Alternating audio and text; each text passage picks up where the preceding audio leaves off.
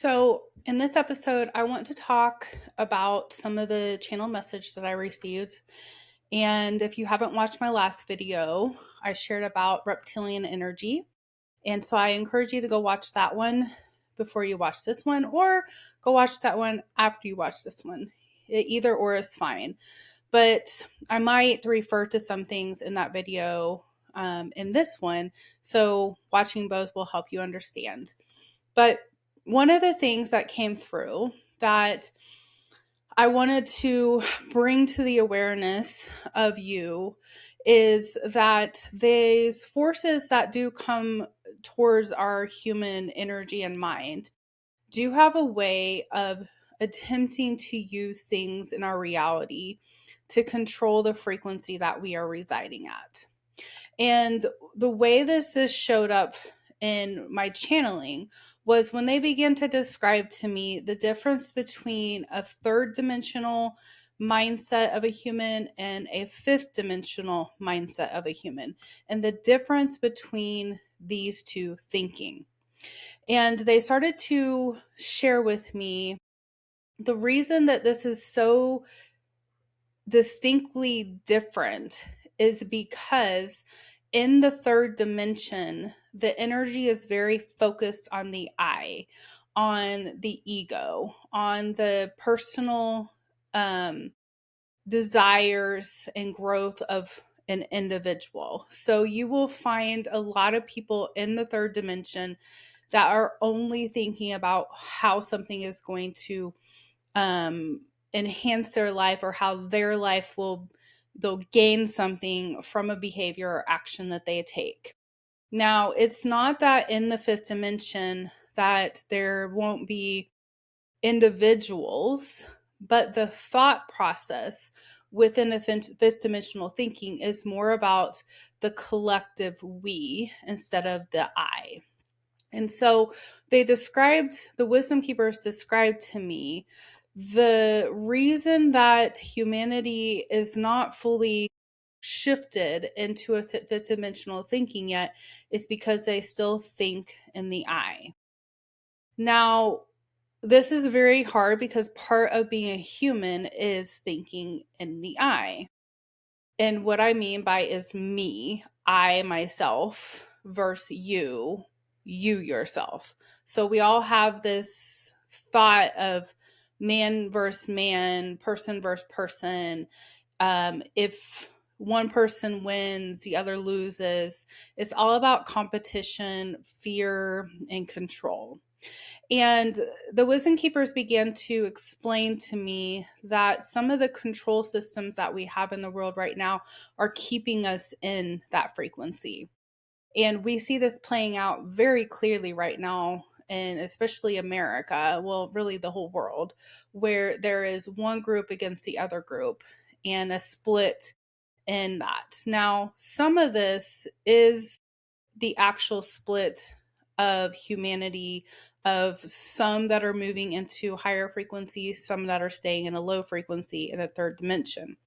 Now, from our perspective, that's how we perceive it, high and low. From the wisdom keeper's perspective, from higher dimensional thinking, they do not see it that way.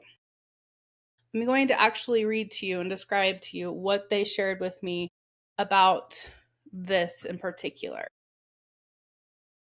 So I have this channel message that I wrote down with them. And here's where so I'm asking them about the Earth's control, and they say as you learn to feel safe in your own energy, you will no longer need to the tireless gateway to your own rest. So you will simply choose it. You will simply to live in flow is basically what they're saying. And then they say, we want you to understand more about what you're perceiving about Earth's control. Humans have a difficult time seeing themselves as equal to others because the density of thoughts that they have hold of, or thoughts that come and have hold of the human mind, come through as judgment, jealousy, fear, exclusion, poverty, and the experience that creates a lower thought form. And these patterns of thinking create the framework for the third dimension. This becomes a frequency and through which reality is perceived and manifested into the physical realm. So our thoughts play a direct role in the frequency that we reside in and the physical experience that we have. So the expression of each dimension is shaped by the dominant thought patterns that are held by those existing within it. These thoughts, when they are consistent and collective, create a unified field of consciousness that defines that dimension's experience. So I want you to think about this. The third dimension has a thought form, and that is what you experience when you are in that thought. So some of us are changing our thoughts. We're rising our frequency. Our mindset is shifting. So we're having different experiences than what we have had in like our past life or the life that we had before we started to awaken. So we're having a harder time engaging with those who are not awake. We're having a harder time fitting into the human experience. We're having a harder time navigating through third dimensional beliefs and energy and obligations. There's a lot that is happening on Earth that is still vibrating at a third dimension. But we, the awakened, or those who are shifting into higher frequency, are starting to have thought forms that are not the same as that. So we're moving into a fourth dimensional thinking where we're starting to see things differently, which is clashing against the main frequency of the third dimensional world. So it's not that we're fully out of a third dimensional world. We are still experiencing it. We're still having to go to work. We're still having to deal with certain people in our lives. We're still having to take care of mundane tasks that are kind of annoying. Like these little things, paying our bills, like these are normal third dimensional world things. And they don't go away in the fourth dimension either. And so thought forms are what are changing for us. We are shifting our mindset into a new frequency. And the reason that it feels uncomfortable around the things that we're leaving behind is because it doesn't resonate at the same energetic level or vibration or speed even. So as humanity continues to ascend, the thought changes in the human mind, which changes reality. Now they go on here and say, if you consider this, all is thought, is it not? Everything's a thought. So they're even describing, if you are from religion at all, like I have come from, one of the things that I was taught was God created the world in 7 days and 7 nights. And there's this teaching that the thought of God created things. Well, this is true. We are the thought of God. Everything is the thought of God. Everything is a frequency of thought. So everything is thought. So the expression of each dimension is shaped by the dominant thought pattern held in those existing within it.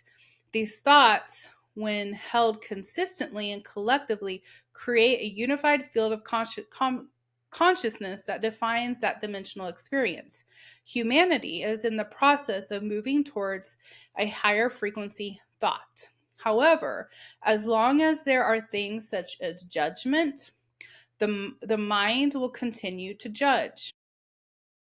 As long as there's continuing to be thoughts of violence, there will continue to be violence. As long as there's continue to be thoughts of anger, there will continue to be angry acts. So as you see, thoughts create reality. This keeps the human in a cycle of connection and disconnection with their higher mind. Because when you are in a vibration that goes directly against your higher form, your higher mind, you are not vibrating at a consistent frequency. You're dipping back and forth into a third dimensional thinking and a fourth dimensional thinking, which is causing a split in your energy. And you can't manifest when there's a split in your energy. You can't have two thoughts happening at the same time because the universe is only going to give you the prominent thought. So if I'm thinking, let's just use this as a silly example because this is one they gave me an example of before.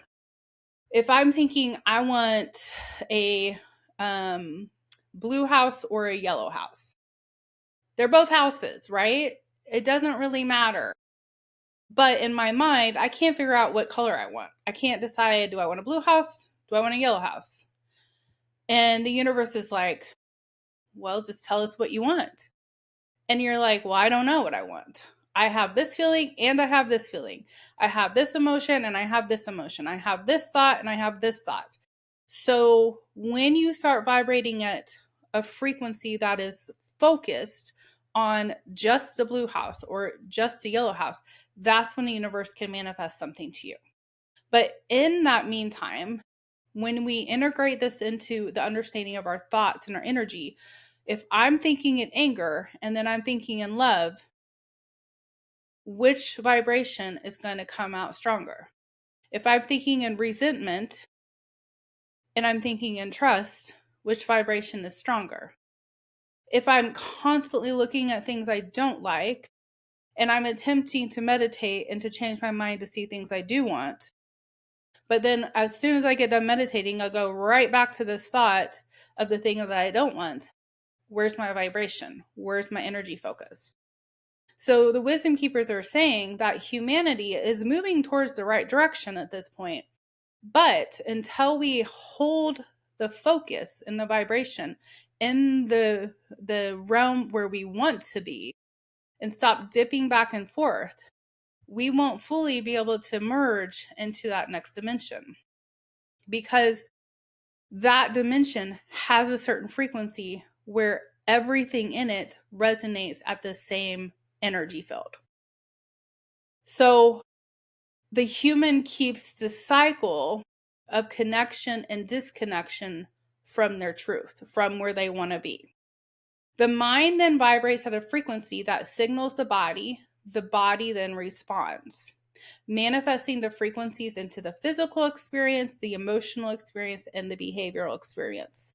So your thoughts directly connect with the manifestations in your physical body, your mental body, and your behaviors. One of the most important aspects of Ascension is a transformation of human thought forms. Humanity cannot shift its frequency while maintaining the same patterns of thinking that created the current state that you're in. Attempting to control the external world while holding thoughts rooted in separation, fear, or division will not create true change. These thoughts only reinforce the disconnection. It does not make sense to the human mind to look away from which in front of you and instead focus on the life and desires that you want. Humans believe they must change what they see first before they can feel differently and put into their life what they desire. But this is actually not true. It is reversed. You change your focus and desire and your energy, then the outside world changes and follows. This is why the thoughts you hold either align you with your inner truth or bind you to the frequencies of the world. This is also what is meant when it is said that the battle is not against flesh and blood. It is against the principalities, the systems, and the structures that influence and manage human thought, keeping it in patterns that prevent expansion beyond those symptoms. As you can see, this battle of thought is not the physical. So that being said, tuning this or connecting this back to the last video where I shared about the reptilian energy coming towards us and how we're kind of in a battle.